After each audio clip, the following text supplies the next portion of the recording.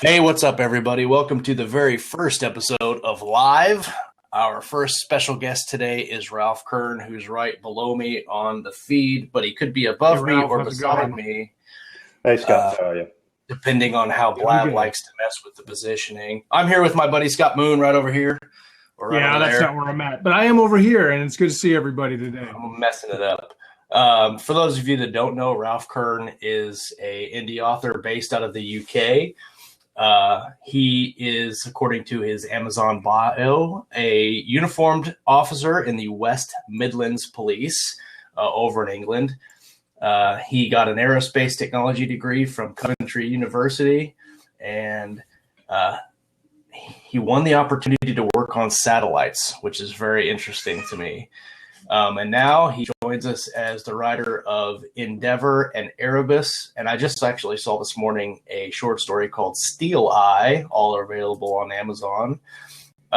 Welcome, Ralph. Hey Josh, thank you very much for inviting me here and giving me the opportunity to be part of this fantastic show you guys are putting together. Absolutely. Yeah, well, it's good to meet you. I've been reading your book. I've been reading Endeavor and enjoying it quite a bit. With your background and your education and stuff, we could probably have a whole show just asking you questions about those topics. I wanted to start off just kind of opening up with some general things like, can you tell us just a little bit about your work on your current projects, and just about yourself in general, anything you'd like for us to know to kind of set the tone for the interview that we're doing today. Yeah, sure. Sure, Scott. Basically, I've written two novels now. Two are out there in the public domain. One's and then plus one short story, Steel Eye.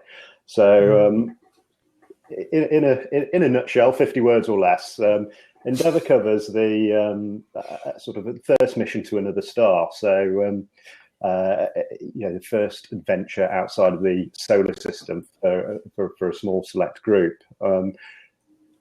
As they go out, they discover sort of signs that perhaps there was an intelligent race there before, many years ago, thousands, if not millions of years ago.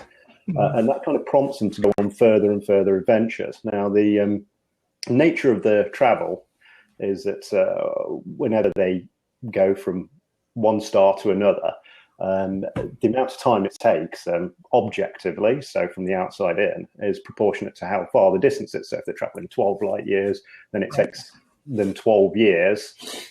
But for them, it's a blink of an eye, if you follow. That articulated well enough? Or Yeah, I got you. So then you've got the kind of a side plot as well that's going on, which is that every time they return to Earth, a substantial amount of time has passed. So they find themselves more and more divorced from society as society sort of takes off and goes in different directions and eventually starts to speciate. So, for example, there's some humans become what I could call the links, where they have computers implanted in their brains and basically mobile telephones that are constantly on that lets them speak to each other. They're plugged in all the time. Plugged in is a good term. I mean, they're called the linked in this book. But yeah, as they go further and further afield, they start to discover signs of ancient alien races and eventually kind of get to the crux of why we seem to be alone in the universe. Which is that well, I'm not going to spoil that for anyone who might want to read it, but or is reading it in your case, Scott. But yeah, so that's generally the theme. It's to sort of find out the secrets of why we're alone in the universe, and also the side plot is sort of the evolution of humanity. Now, second book, Erebus, is actually more of a sidequel than a sequel because it takes place. Well, yeah, I like that. I'm not sure whether I coined it or not. Sidequel. Sidequel. Not to be confused with NyQuil. Well, yeah. But it runs sort of parallel in terms of time for much of it. But that's more of a sort of police procedural. Well, I say more. That's probably wrong. This time, the side plot is a sort of a police procedural quest. and a good sci-fi mystery that runs in tandem with that. So yeah, I think it has a little bit more action in it than perhaps a more introspective, more archaeologically based endeavor. But I think they both have a good, solid, if I do say so myself, grounding in science fiction, which should make them both appealing to the general readers. That was a little bit more than 50 words or less, but that's good. That's the 2 novels in a nutshell. I like that you mentioned that it appeals to science fiction readers. There's a huge slush of science fiction books out there right now that you can read on a whim. And especially in your first book, Erebus, you cover, or not Erebus, but Endeavor, you cover so many different things, from the planet where all those meteors come and strike to the little squiddy underwater people. Was it hard to not, you could have written a whole book on both of those places, and I think it would have been interesting. Was it hard to keep all that small compared to the overall plot that you were trying to, the overall story that you were trying to write with Endeavor? Yes and no. The Sleeping Gods universe, which is where these books take place, is a much wider plotted universe. So everything's got its place, and I'm writing endings, a third part now, which is going to be tying up a lot of those things. So a lot of those little parts are sort of either alluded to or mentioned, or they get driven away from them for whatever reason in book 1 and book 2. Kind of gets boxed off in book 3. So it's going to be quite self-referential.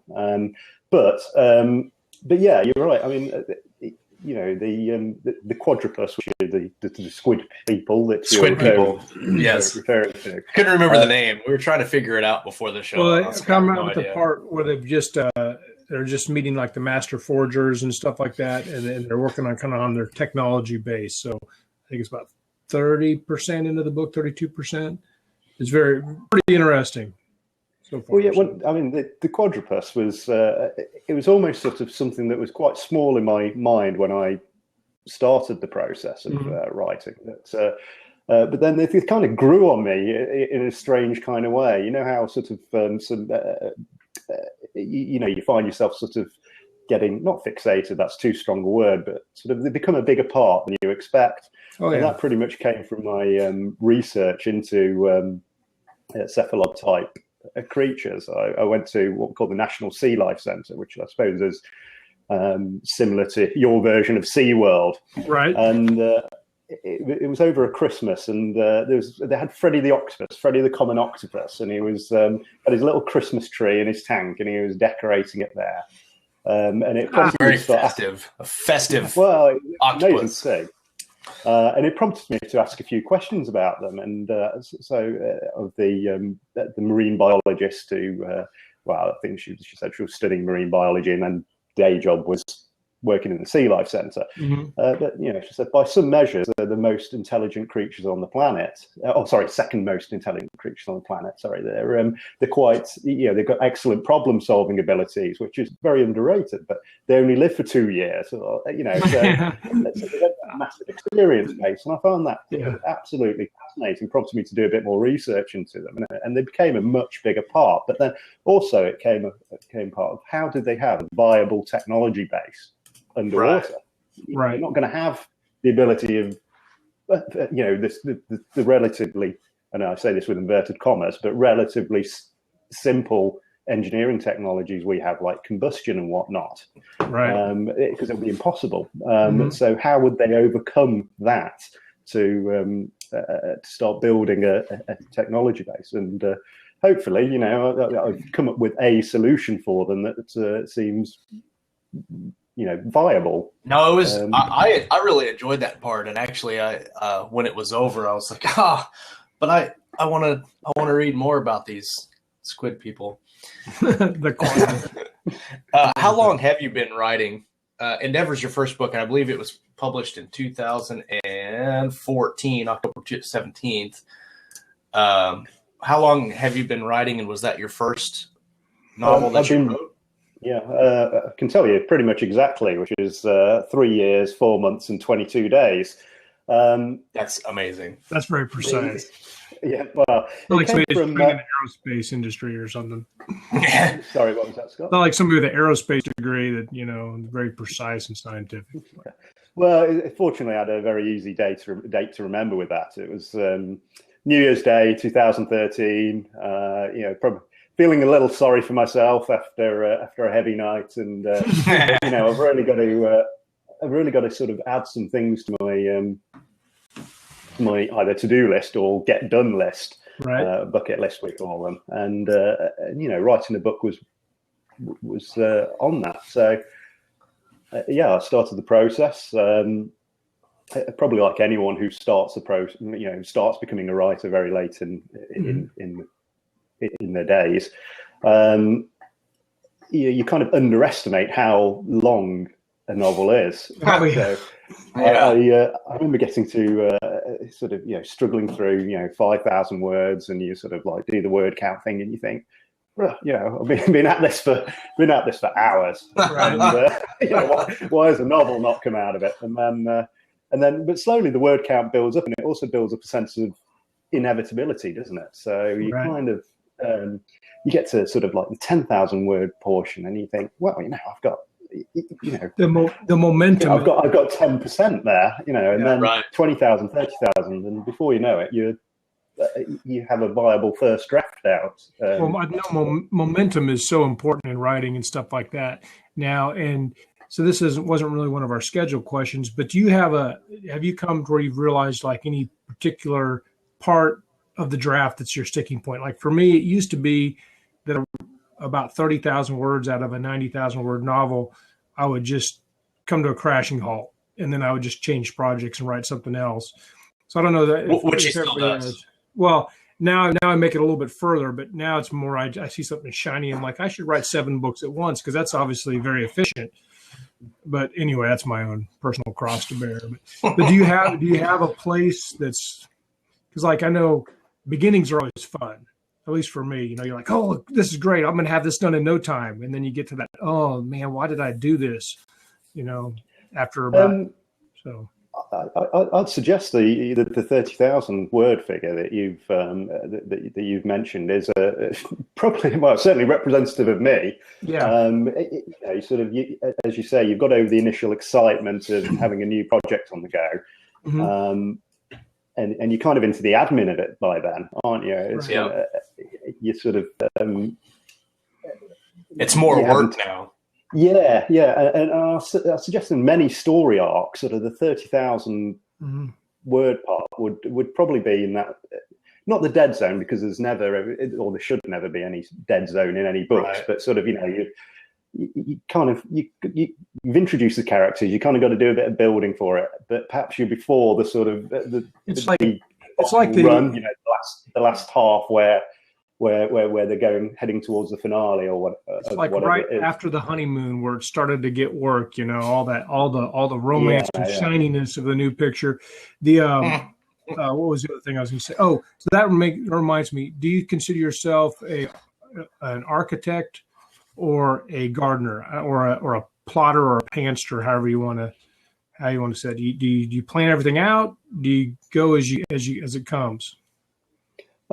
I think I've got 2 projects out there. One project that's it's been bandied around to find a home at the moment, and a 4th one which is endings, which is in the process. And each one I've done somewhat differently. So Endeavour, when I wrote that one, I kind of had it in my head to do it as a serialized format of 10 to 20,000 word chunks. And each would cover an adventure, if you like. There would be an overwhelming plot arc, but each chunk would be an adventure. And so I kind of planned for those, and I think you can still see that in your it's sort of vestigally, almost like an appendix in the story. I can see that. Now that you mentioned that, I can look back and look at those specific size parts of your novel and say, oh yeah, that definitely could have been a serial. Well, yeah, then the rough idea was it would alternate between sort of an adventure out and an adventure in, or in system. So an adventure to the stars, and then an adventure sort of how society changed. And the working title then was Forever Forward. But I digress slightly from the question. Book 2, which is a can't have that here. No. Well, yeah. We're so organized. We're so on task, on point, on script all the time. Never waver. Book 2, Erebus, was a lot more tightly plotted. But even so, I kind of had in my head about 20 scenes, and had an order to them.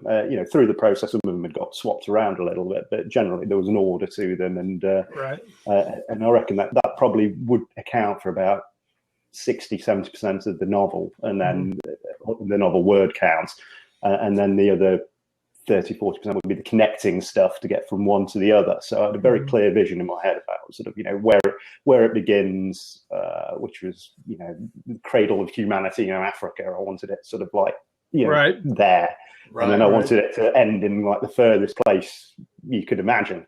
And so I've had it very fixed in my mind about that kind of plan. The third one, Uncharted, we pretty much came up with a concept. So you're going to see a recurring theme here on a boozy night out. That's when I get all my best ideas. Hold my beer. I need to write this down. Hold the beer. Watch this. You can't, maybe not. I wish I could freeze some of these ideas, because who knows what brilliant ones are being consigned to the. To a happy night out. But Uncharted, we were on a cruise ship, and we looked around and we were like, this is, it's a city on the water, and it's like a whole. It's amazing. I don't know whether you've ever been on one, but certainly the Royal Caribbean ones we'd gone on. Can I plug people? It was a fantastic ship, and 6,000 people on board, and I thought, what if this suddenly became isolated from society? Like Lost, kind of thing. And it's their sort of trials and tribulations as they try and discover what's happened to the rest of the world. And then, but endings is that's utterly plotted, and that's probably what's kind of not slowing me down as such, but the plot for endings was all written down, all kind of flow charted and whatnot over a year ago. The actual process of writing it is kind of admin. Now, is endings like the final book in a trilogy, or just another book in the series, or what would you think? I've got a clear vision of what the of where I want to take the plot arc. It starts in Endeavour, continues in Erebus, and then will conclude in endings. And there will be opportunity following maybe some more endings cycles or something. Or even, I mean, the rough concept is it covers between I think 2118 is where Endeavour starts, and about 3200. So it covers about 1,000 years, and there'll be an opportunity. So it's just a short story arc. Yeah. Maybe a novella. And then who knows? Right through the nose. Josh is writing. Oh man, Josh is writing a short story called "Through the Wormhole." Well, that was through the nose hole right there. That was through the nose hole. That's absolutely right. So I had asked you that because I was curious, because and I'm sorry, I'm kind of sidetracked, and that's kind of what I do. But the reason I asked that question is it seems like when you get to like a third book, you got all these promises that you've made to the reader by questions that you've raised. I'm talking about writers in general. And so it seems like you almost got a plan that the deeper you get into a long story, the better you got to be organized is kind of what it seems like. And I didn't know if that's something that you found with your multiple books you've written. Yeah, certainly. There's, I'd never want to leave the reader thinking there's a significant plot line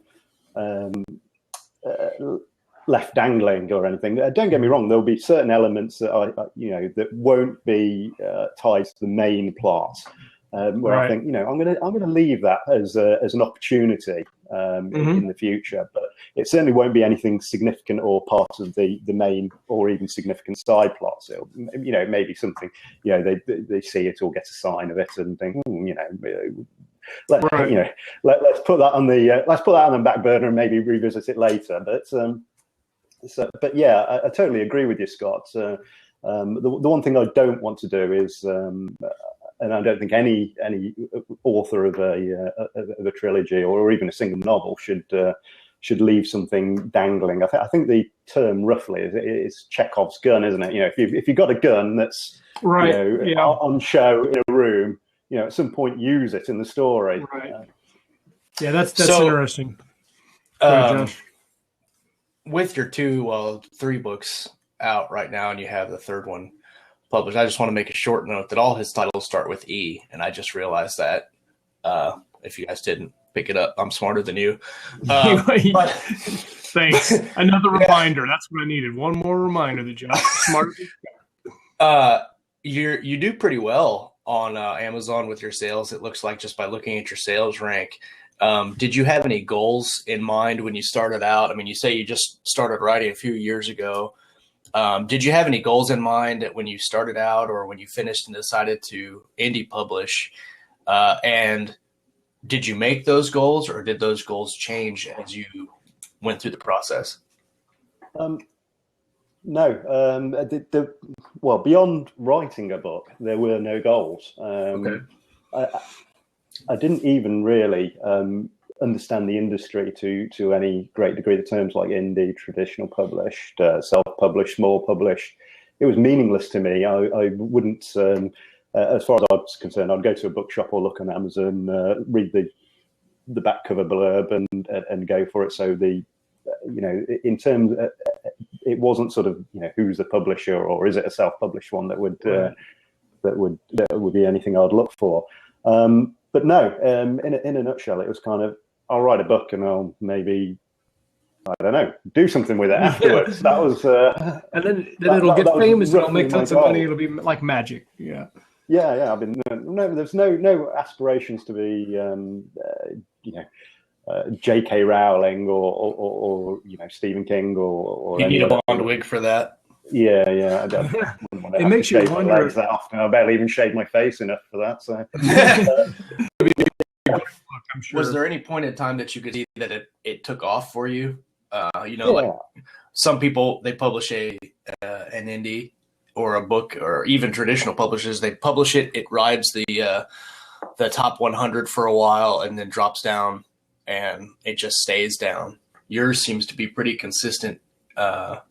Sales wise, I don't, obviously I can't see your stats, but by the numbers it shows, it's pretty steady. And then I noticed that when you published your second book, Endeavor went right up the charts when you published your second book, and so did Erebus. Did you see at any point that there was a specific instance that caused your book to take off, or? Well, when I released it as a self-published author, for whatever reason, it did quite well for itself. And sort of looking back on it and looking at the cover and the awful, I don't mind saying it, the awful editing mistakes that were in there. I love my first attempt. So. Yeah, it's a bit cringeworthy now, but I it's part of the learning process now. So I absolutely I wouldn't change any of it for any reason. But yeah, it did really well for itself, and then the reoccurring theme was we like the stuff that you got to get it edited, man.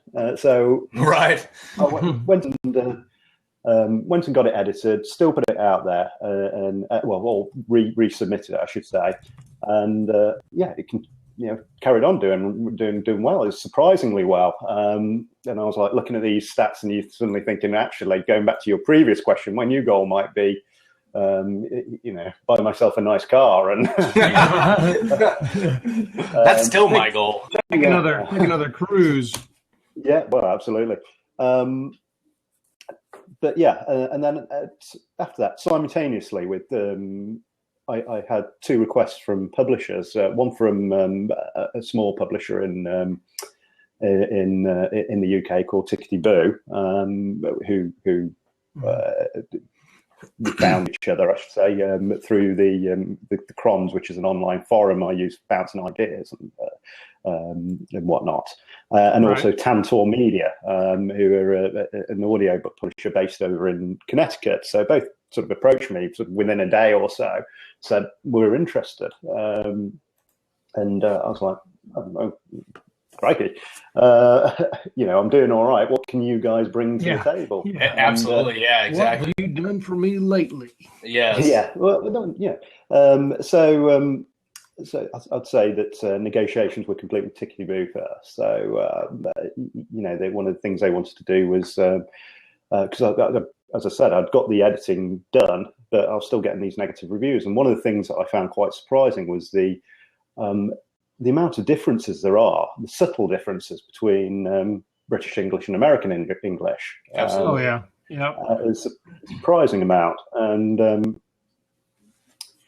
so anyway, so I was still getting those reviews. If you take something from Word and you put it in Scrivener, they both find different. They both argue about, because one will change the spelling because one's going by British grammar and one's going by American English grammar. Yeah, well, my core audience is actually an American audience, so that's why they were picking me. I'm thinking, right, England, this is like, let's take a hint, dudes. It's funny because it says right in your bio you live in England, which I think that's funny because a lot of people, you mentioned that, and like, how do they not know that he's English? Because it says it right there. But then they'll buy a short story or a novella, and then they come back and say, I didn't know that this was a short story. This makes me mad. I'm going to give you a 1-star review. And then you go look at the product description, and in big, bold capital letters in the first line of the product description, this is a short story.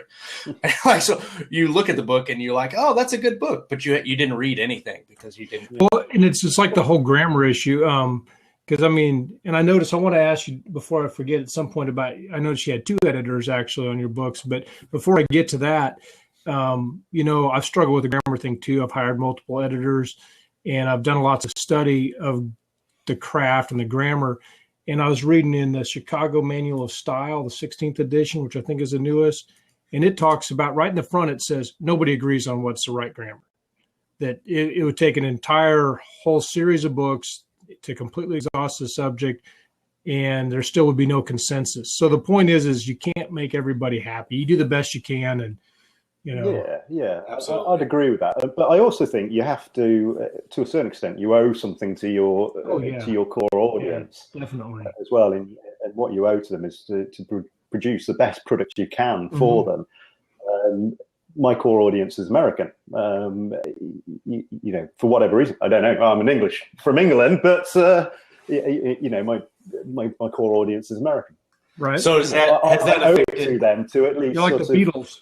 You come to America, take it over. It's kind of like formatting something, isn't it? You've got to make sure it's formatted in the correct way for the for the end user, and I'm okay with that. There's still English characters in there, and they will still have the English mannerisms, but the narrative structure and whatnot. So did you change from English to American English in your second book, or did you leave it? Yeah. As mentioned, I had 2 editors. So the first one was a chap called, 3 actually. One I paid for originally, and then 2 that Tickety Boo put together. So the first one's a chap called Ian Sales, who's a British Science Fiction Award-winning author, who basically sort of cast an eye over Endeavour and sort of these are sort of various suggestions. I mean, some of them were wrong for the book, some of them were right, and but that was more a kind of developmental edit than anything else. That's what I was about to ask. Sounds more like a developmental thing. Yeah. But the second one was a lady called Jennifer, who's over in California. And that's part of her remit, if you like, was to Americanize the novel. Actually, she went far further, and it goes to show. I think sometimes sort of having an editor can be a not a confrontational process is probably the wrong phrase, but there's certainly times where you're kind of like, no, I want to do it my way, and the editor's sort of like, no, I want to do it mine, and whatnot. But when you have a team that complements each other, like Jennifer and I did on Endeavour, it was, that's when the magic happens, and not only was it Americanized, it was really honed, and there was little. The surprising amount of extra research she did, which went probably far beyond her remit. But I didn't realize it. Grateful to her for all the hard work she put in. And I didn't realize that some editors do a lot of research because they'll do fact checking, and that's something I never expected an editor to do. But I was reading some descriptions on an editor's services talking about fact checking. I'm like, wow, that seems like a lot of work. In addition to going word by word, line by line, and all that, depending on which type of editor you're talking about. You mentioned that you started writing New Year's Eve of, was it 14? 13. 13. New Year's Day. New Year's Eve. New Year's Day. Right. So obviously you've got a great love of fiction. Did you read a whole lot before you decided to write? And are there some authors that you consider your biggest influences in your writing fiction? I used to be a total bookworm. And I'd say that the influences would be people like Alastair Reynolds, Arthur C. Clarke, Stephen Baxter. All of these are sort of very recognizable names in the in science fiction, hard science fiction genre. And Dan Simmons is probably sort of softer end of that spectrum. There's many sort of inspirational authors, and the first time I was introduced to one of the key themes which underpins the Sleeping Gods trilogy is a trilogy by Stephen Baxter, who wrote the Manifold trilogy, which is about the Fermi paradox as well. And he takes it in a different direction than I did, but that's the first time I was introduced to the concept. I thought, wow, that's absolutely a really fascinating question, which I suppose for the viewers I better say, which is basically, if aliens exist, why aren't they here? If they can cross, we should see signs of them everywhere. We see nothing. Right. But that's because the government hides them all. Yeah. They cross 300 light years and then decide to crash in a desert. Sorry, Josh. What was the second part of your question? That was it. I just asked what influences, inspiration, maybe. Is there? Are there any books that you read? Like, I've read Peter Hamilton's Commonwealth series at least twice, which are enormous books. And I generally read The Gunslinger by Stephen King at least once a year. Are there any books that you go back to repeatedly to read because they're so good? Not really as much anymore, because I think as part of the process of going small press and indie, I kind of discovered this whole side of publishing, which was the self-published, small published and small pressed stuff, which sort of like suddenly I've got thousands of new books that are potentially available. I haven't really had the inclination, I suppose, to go back and read something I know quite intimately. When there's so much new stuff to see. I have a very long reading list. I was very excited today to see that Endeavour is available as an audiobook. I was looking at my Kindle and it said, "Do you want to have audible narration?" I'm like, "Oh yeah, I do. I love that." So makes most of my. I can read faster if I can listen and read. You know what I mean? That's an interesting way of doing it. I kind of struggle a little bit with, but yeah, cool. It took whatever works for you, Scott. It took me a while to get into audiobooks, and now that's how I get most of my reading done. As like I have a half an hour commute to work one way in the morning and the evening, so I get an hour of fiction at least 4 days a week. And then like if I'm out working in the yard or whatever, I'll have it. I always have it on my phone. So I always am listening to audiobooks. A lot of books now. Audio is something that's very new to me. I only was really introduced to it when Tantor approached me and said, can we turn Endeavour into an audiobook? And by the way, do you have anything else? That's fantastic. And I was like, right, okay, yeah, sure. Yes, I do. Thank you very much. Out of it, because my last audio book I ever listened to was probably Doctor Who on cassette tape that I got out from the library. It was a good long time ago. Absolutely. The fantastic work Tantor put into it, and both. The thing I like is. Sorry, go on. Oh, I say the thing I like is, I mean, one, I'm an audiobook nut. I started listening to them when I was, probably in middle school, and we listened to the Gunslinger, and we go on lots of family trips, which are kind of long drives. When you live in Kansas, everything's like 6 hours away. But the second book wasn't on audio cassette back then, and so my mom and we would drive and take turns reading the book back and forth to each other. So that was a good memory. But ever since then, I've been listening to tons of them. Well, nowadays, they'll sync. So the ebook will sync with the audiobook, so I can listen on the way to work. And then if I have a few minutes to read, then I can just take up where the audiobook left off. And then next time I have a chance to listen, it'll be right where I started. It's like an instant bookmark. And boy, I get through books a lot faster being able to do that, because I have lots of hands-free types of things. If I'm working out, mowing the yard, painting a book, doing whatever, turning off my alarm so I can get up and go to work.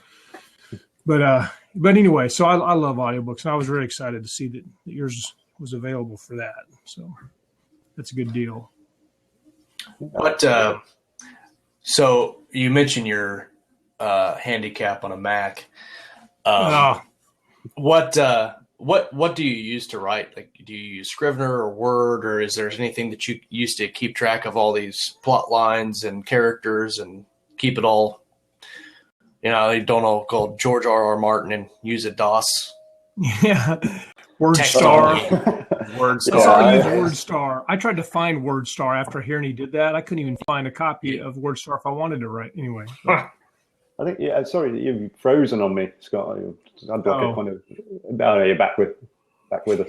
Scott loves to break the internet. I'm just a basic word man. That serves my purposes. It's really flexible, including the later versions. So I'm not that technically minded really when it comes to software, certainly. Despite what you may sort of think from Endeavour and my degree and whatnot, but Word, as far as I'm concerned, if it ain't broke, don't fix it. I'm sure there's equally good packages out there, but Word's in its various iterations is what I've used. And then in terms of noting and plotting and whatnot, then exactly the same. If I printed off all the notes from the various books, it'd be a big thick chunk, I'd suggest. But absolutely. But I like it there. I can organize it how I want to organize it and need to organize it. Excel gets used sometimes, right. And even dust off my old skills in manipulating Excel if I've got sort of something. Don't get Scott started on Excel, because then we'll be here for 3 hours. Shall we have a conversation later about that one? I'm sure he's opening up a spreadsheet. I could make a spreadsheet about that. I could document it on a spreadsheet, which I'm like the most non-mathematically inclined person you ever met. But for some reason, I like to make spreadsheets. I'll make a spreadsheet for everything. I'm making a spreadsheet for talking about spreadsheets. Cool. Strangely. What's your so do you have like a specific process during the day? I mean, for the watchers and listeners, we're all in law enforcement. Scott and I are in Kansas, US, and Ralph is in England. Different daily activities for the job, but like Scott and I have set schedules where we have the same days off and the same hours we work, and so we both have the same writing schedule. I think yours, it seems like it varies. Or do you have a set schedule, or how do you get through your writing process like that? Probably like you, I work in elements of shifts. Although at my current role, I only work earlys and lates. I'm not working nights due to the role I'm doing at the moment, which is pity because nights are always my favourite shift. That's very true. Nights exciting stuff happens on nights. But no, I think sort of I don't really have a schedule as such. I like to have a word count that I do in a 24-hour period. Right. What is that word count? About 1,000 or so is where I like to have it. It's not too much that you're if you do more, I think you'll be laying down word count just to lay down that word count. That's a good point. Whereas I think 1,000 is sort of quite achievable, but it's meaningful word count. And it's not too little, so you see that little word counter down in the bottom left corner or wherever it is, sort of creeping up slowly. You think I've been working on this 3 weeks, was it? I mean, 1,000 words a day, 3,000 words or whatever. It's 1,000 words a day will get it done. Yeah. And don't get me wrong. When I go through the various stages, sort of first draft 1,000 words. Sometimes it creeps up more, but. I like that to be the sort of lower end. But unless I'm having a complete writer's block day, which I think we all have, where you this is just gobbledygook and that's coming out at and so I'll. So you can't. I think you've got to take the mature decision. Just say, right, it's not working for me today. Go for a run, go do something else. Absolutely.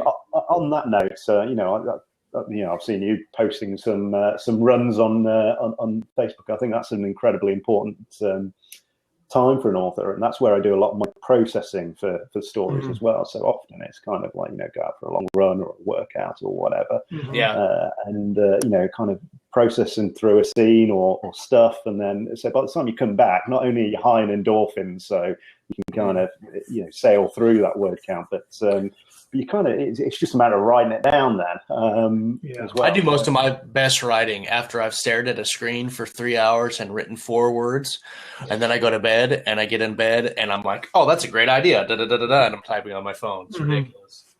Yeah, I find that when I'm trying to meet big goals, I will sacrifice workouts. And in the short term, I'm like, oh, I'm getting all these words written. But after a week or two, it all just comes crashing down and I feel like crap. And I just feel better if I have a consistent exercise routine. Kind of keeps your head straight sometimes. You got to be able to turn that writing head off a little bit at times, let it recharge, I think. Do you try to write every day, Ralph, or do you take days off or weeks off? I know I've taken like 3 weeks off at a time sometimes.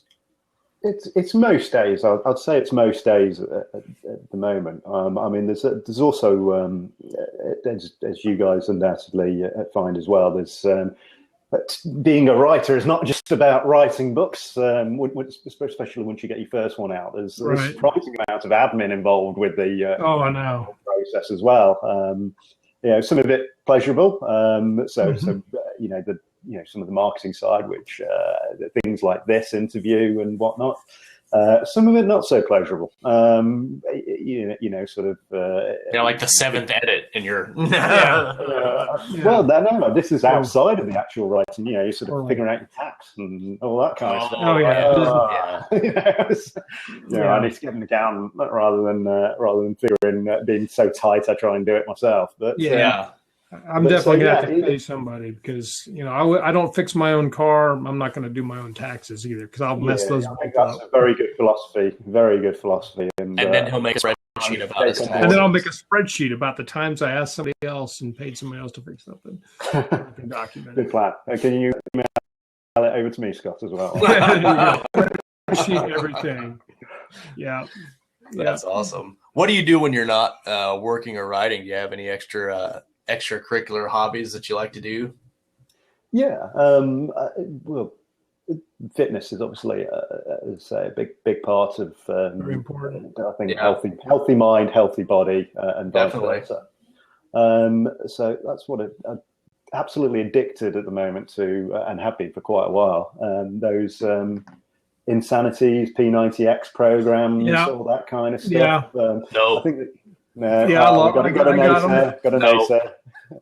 Those are good. I like those. I don't follow the schedule anymore. I just kind of pick one that I like and just do it. Yeah. I think the first couple of times through P90X, followed it through religiously, and was very impressed with the results. Stop shaking your head, Josh. No, because I did it. I did it for like a week, and by the end of the week, I was so pissed at him for being so. You can do it, and and that like German chick that's doing like 100 pull-ups, and he's like standing there going, "Oh my god, she's doing 100 pull-ups." I'm like, I could do 2. Screw you guys. So you did it for a week, yeah, Josh? Yeah, I did it for a week. Right, okay. It was P90. I think you probably need a wider cross section of. It's a random sampling of workouts.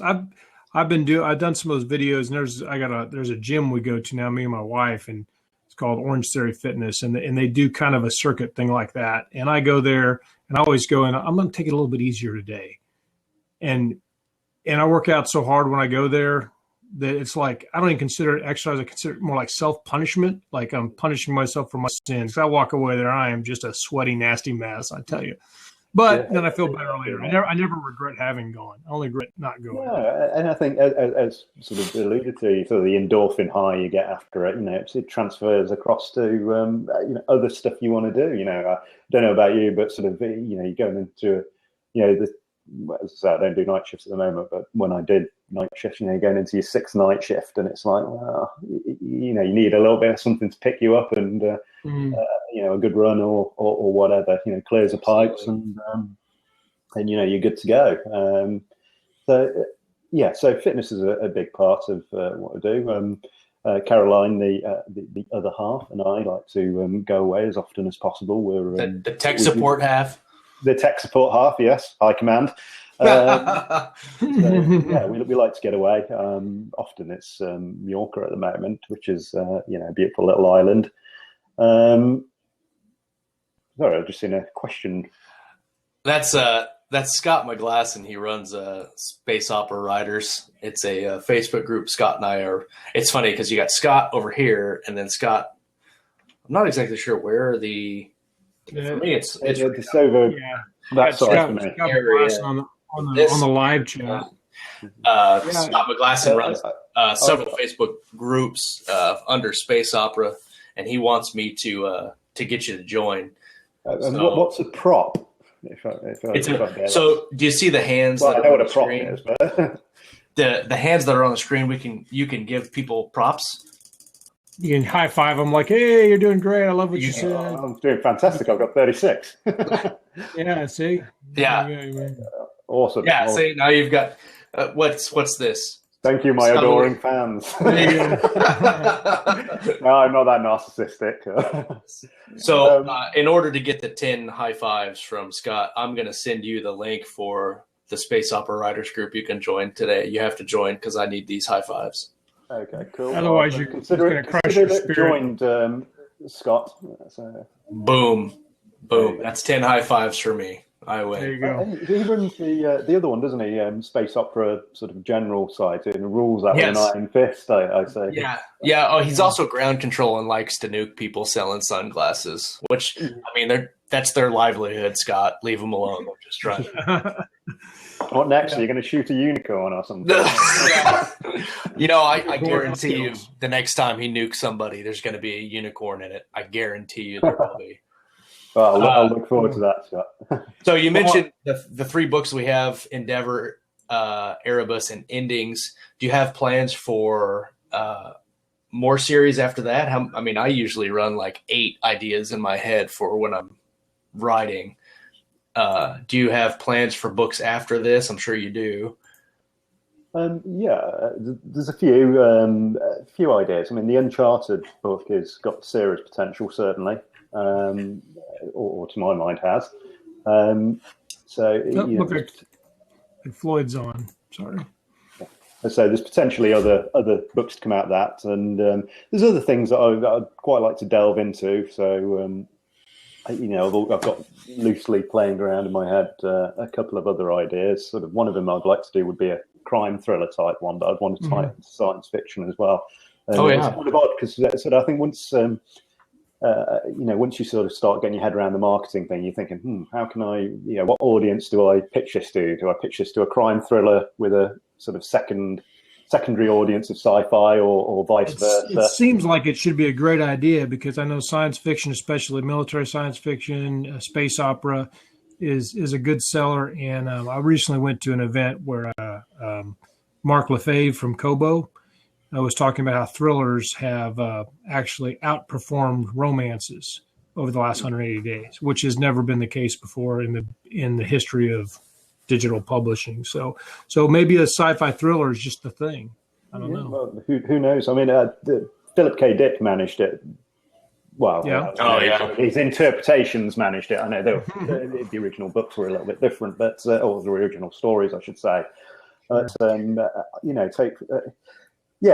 want it to appeal to both audiences, and it's sort of getting that idea sort of straight in my head a little bit. So, I mean, I think you mentioned Peter F. Hamilton earlier, Josh, and he did that to my mind very well with Great North Road. Absolutely. I think as a standalone and one of I've read almost every single one of his books, and I think The Long North Road, even though it's ridiculously long, I put that in his top 3, and the other 2 being Pandora's Star and Judas Unchained. I love those books. I could read those all the time. And I listen to them on audiobook, and they're 38 hours a pop. Yeah. Of Peter. It's a time investment. Man. Yeah, well, like you, I mean, the Commonwealth saga is fantastic. I mean, the latest 2 are on my to be read list, but I think. And actually, his newest one, I think, is coming out this year. The sequel to The Abyss Beyond Dreams is coming out this year, I think. The one with the hellish red cover, isn't it? Yes, that looks really good. I'm looking forward to getting stuck into those. I mean, quite often, I don't know whether you guys find it the same, but you kind of often get requests from people to read stuff and look through stuff, and my reading list at the moment doesn't belong to me; it belongs to other people to populate. I have more books than I have more books than I'll ever be able to read, but I still try because it's awesome. Well, yeah, you've got to. Do you think we can expect endings in 2016? Are you going to have it done, or what's your schedule like? I want to have it done. My plan is to have it done this year. But the one thing I'm very confident about is that I'm not going to shortchange my readers. If it gets to December 31st and I feel it's not the absolute best I can make it, then you know what, I'll post an apology on the on the various forums, and I think if I explain that, then I think my readers will get that. Between now and then, I've got Uncharted coming out anyway, so hopefully that should keep the wolf from the door a little bit. Absolutely. And what's important as well is keep that sort of momentum going as well, because I think you could, certainly for as smaller fish, and it's a very big pond, and you kind of got to keep your name up there a little bit. So, absolutely. I think I'm very, very pleased with Uncharted. I'm very glad that, and I hope it finds a suitable home. If it doesn't, then I'm quite happy to self-publish that, because I am that happy with it. Sorry, car alarms just layering on. Is that messing with? Oh, I can't even hear it. Yeah. That's normally funny, because I had to close my window this time around because last week we had 2 episodes and the birds outside were chirping the entire time, and I didn't realize it. And then I go back to listen. I realized it. I thought it was awesome. It's like, well, thanks birds for are telling me, Scott. the sun is shining. Thanks for letting me know. Because I'm looking there. I mix audio and I'm hearing chirp, chirp, chirp, and I'm like, that is the most annoying sound it wasn't in the entire world. I tell you, that's pretty cool, Ralph. You got 207 customer reviews right now on Endeavor, and an awesome star rating.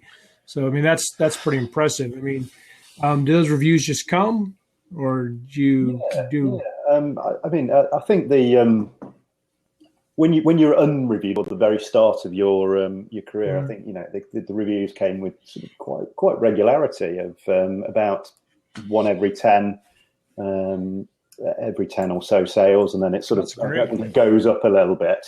That's by fantastic. that point. You know, one in 20, 1 in 30, whatever it might be. So That's actually not the norm. That's not the norm. That the That's 1 really in good. 10, That's really good. It's very good. I've had my book out there since 2014, and then my second one out there since 2015. And it's not. I've had tons of free downloads on the first book, and I don't know what it is that people don't review. I mean, they go and they read through the second one, but the amount of reviews, like 200, is actually very good on your book. So whatever you're doing, can you? Yeah, I think writing a good book is the best. I don't know about you guys. I know you guys are both cops as well, but I'm not out with my with my colleagues. So you know, a couple of my close friends at work know that I do the writing, but you know, there's virtually no one other than very close friends know that I write my dirty little secrets. I don't push it at work I don't push my books at work that much. There's people that kind of know over the last few years that know that I write, you know, my coworkers and stuff. And once you do, at least where we're at, they make a bigger deal out of it than it is and stuff. But unless they're already readers, a lot of them aren't going to go read it. And I don't self-promote at work for various reasons. Which maybe that's a missed opportunity. I don't know. Did you find that potentially? But you know, sort of. I think the point I'll sort of like get around to is I think there's an opportunity for friends and families reviews, and there are some from say the Crons, which is the forum I use. But you know, sort of generally, I think that sort of also people can tell when there are friends and family reviews, and it's like, right. Are they true reviews? And right. Did you really like? You said you liked it, but did you really like it? Yeah. Did you find interesting? We could have a whole other show on reviews and how to deal with them. Yeah, we need. Well, the one thing I do know is don't respond to them. Or should I say, don't respond to the negative ones, and you might get negative ones. You know, there was a great. I can't remember where it was, but I think it was on Goodreads, where this author, and I can't even remember who it is now. I read it. I read through all the comments just because it was very funny. But somebody had left a negative review on Goodreads on his book, and I can't remember it. I don't even know if it was that bad, but it was basically like, this isn't my cup of tea. You know, you did this wrong and you did this wrong, and I didn't like it. And the author got on there, and it was like a long, like we're talking like 3 pages worth of thread replies where these guys are like going back and forth about the negative review, and then you have other people do it. Yeah, then you have other people. I think that jumps a train wreck. Takes anything from this podcast, don't respond to them. Because then you had other people that weren't even in the discussion that were like, well, I'm not going to buy this book now. He's an asshole. Yeah, well, you're like, yeah, that's absolutely right. And the thing I always say is, I'm always happy to take constructive criticism. I think there was one review from very early on where the guy or girl basically said the author should be shot. Like, whoa, don't go there. Wow. So harsh. But the worst review I ever got was it was actually my first and only review when I first started going wide, because we didn't really talk about that. But like I've started taking my books on multiple platforms, not just Amazon. But the first one I had on Barnes and Noble, and it was a 1-star review that just said nope. And I was like, what do I do with that? Well, and I learned later. I learned at a conference that there was a trend of like, I'm not sure what they said, teenagers, but I don't know how they would have said it was just teenagers, where people would communicate. They would use reviews of books and things as like a chat forum. So they'd go to a random book and put it and type in their message, and then somebody else would respond to the message. And, it was really messing up a lot of review systems. And then I noticed they pulled that review down as being not constructive, which I was thankful for. I certainly don't blame you. Nope. But that being said, a good critical review, both positive and negative, is always welcome as far as I'm concerned. And there's the positive ones, the fantastic, fantastically ego building. Oh, they make me so happy when you get them, and fortunately, I think I'm on 4. I got a 4.1 average on Endeavour at the moment, 4.6 on Erebus. So, you kind of think, well, yeah, it's a very good. Like anything above 4, I think. Well, anything above 4 is a fantastic average. And I actually got a bad review one time where it was can't remember whether it was 1 or 2 star, but basically it was, I don't really like science fiction, and I was like, why would you helpful. even? Yeah. And then there was another review where the guy didn't really like. He didn't really like. I can't remember what aspect of the book he didn't like, but it was a 2-star review.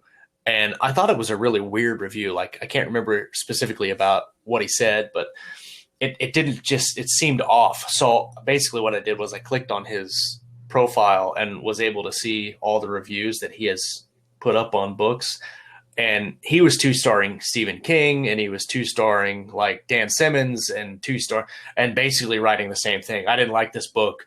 It was poorly written, blah, blah, blah. And I'm like, if I've got a 2-star. Dan Simmons there, you remember? Yeah. You're in good company. I'll for you. You 2-starred Dan Simmons for not liking his writing, and then you 2-starred me for not liking your writing. I'm going to take your 2-star and take that as a 5-star because you mentioned Dan Simmons. So I saw somebody reposted one, and I've seen the review, and it said something like, "I didn't read this book, but it's terrible." And like what? What self-respecting reviewer is going to? I didn't actually read it or consume the product, but I still think it sucks. Yeah. Well, guys, we're coming up on the hour, so I'm going to start wrapping it up a little bit. We have been talking with Ralph Kern, the author of Endeavor, who is down there. Ralph, where can our listeners and viewers find out information about you, and what is there something that you want them to do or find you at on Facebook or webpage or what? Yeah, always welcome to email me on Ralph Kern. That's RALPH KERN 1980 at gmail.com. Okay. And also add me on Facebook, please do. I'll keep up.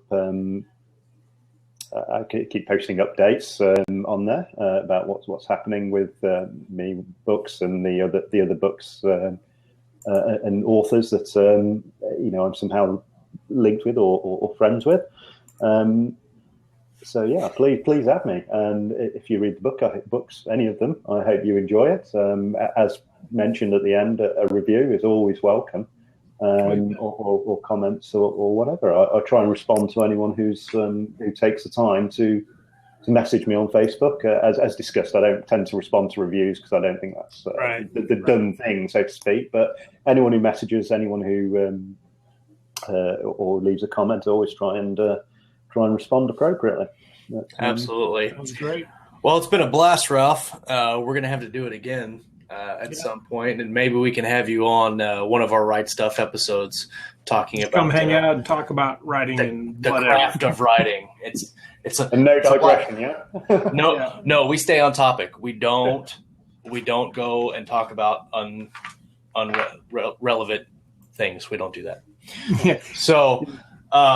Like the birds outside of your window making noise? Listen, that was one time. I don't like that you're living in the past. It's in the past. Right. We need to move on. So this is my buddy Scott Moon right over here. We are Keystroke Medium. This has been the very first episode of Live with Ralph Kern. Live with Ralph Kern, the man. Down here or up there or over there, wherever it decides to put it in the feed. Thank you guys for hanging out with us, and we'll see you later. Thank you, everyone. And thank you, guys. Awesome.